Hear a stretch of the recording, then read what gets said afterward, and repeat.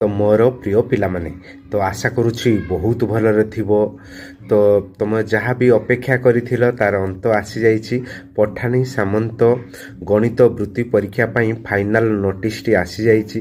तुम वर्तमान पई देखि पारुथबो बीएससी ओडिशा कटक तरफरु आसीछि। तुमर परीक्षा केबे हबो एप्रिल मास 9 तारिख दिन हेबो हैला देखि पारुथबो। एप्रिल मास 9 तारिख दिन बुधवार दिन सकाळ 8 रु दिन 11 मध्यम रे तुमर परीक्षाटी अनुष्ठित हेबो।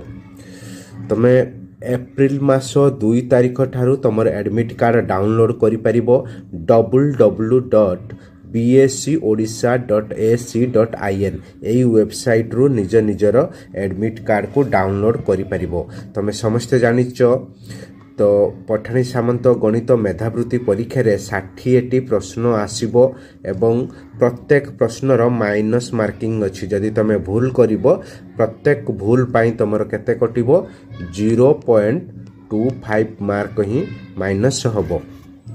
तो देखि पारुथबो आराम से।